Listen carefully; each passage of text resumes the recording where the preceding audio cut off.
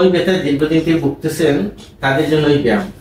তবে ব্যায়াম শুরু করার আগে বরফ দিয়ে, অর্থাৎ একটা বোতলে পানি রেখে ফ্রিজে রাখলে ওটা বরফ হয়ে যাবে, ওইটা দিয়ে কয়েকবার বসবেন, কমপক্ষে 5 থেকে 10 সেকেন্ড, আস্তে আস্তে, দূরে না। তারপর ব্যথা যখন কম থাকবে সেই অবস্থায় ব্যায়াম শুরু করবেন। ব্যথা বেশি অবস্থায় ওষুধ খাবেন, ওষুধ খেয়ে ব্যথা একটু কমে গেলে ব্যায়ামটা শুরু করবেন। হাতটা সামনের দিকে নিয়ে যাবেন সোজা করে, তারপর আঙ্গুলগুলোকে চাপ দিয়ে ধরে রাখবেন 10 সেকেন্ড। 1 থেকে 10 মিনিট গুনবেন, 1 2 3 4 5 6 7 8 9 10 সেকেন্ড হয়ে গেল। আবার ছেড়ে দেন, আবার নিচের দিকে চাপ দেন আঙ্গুলগুলোকে, আর হাত সোজা থাকবে, আবার 10 সেকেন্ড চাপ দিবেন, ছেড়ে দিবেন, আবার উপরের দিকে 10 সেকেন্ড চাপ দিবেন, ছেড়ে দিবেন, আবার নিচের দিকে। এটা 10 বার করে করবেন, সকালে, দুপুরে, রাত্রে।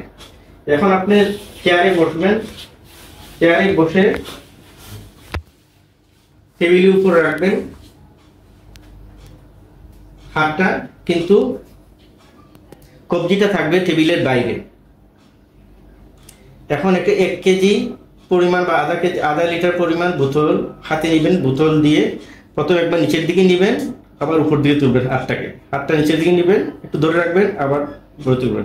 এইভাবে এটাও 10-12 বার করবেন। তারপর এখন বোতলটাকে ডানে বামে ঘোরাবেন। হাতের কবজি বেশি ঘুরবে না, মেইনলি হাতটা বেশি ঘুরবে।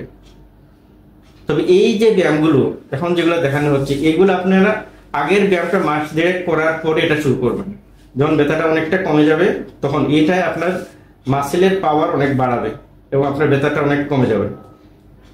আর যে কোনো কাজ করার পর আপনাদেরকে যে টেনিস এলবো স্প্লিন দেওয়া হবে, ওইটা লাগাই নেবেন। ওইটার ছবি আমরা আপনাদেরকে দেখাই দিব। ওইটা লাগাইয়া যে কোনো ভারী কাজ করতে পারবেন। তো প্রথম দিকে কয়েক মাস ভারী কাজ করবেন না, অনেকটা ব্যথা কমার পর কয়েক মাস পর আস্তে আস্তে কাজ শুরু করবেন। যতটা সম্ভব এই হাতকে রেস্টে রাখবেন।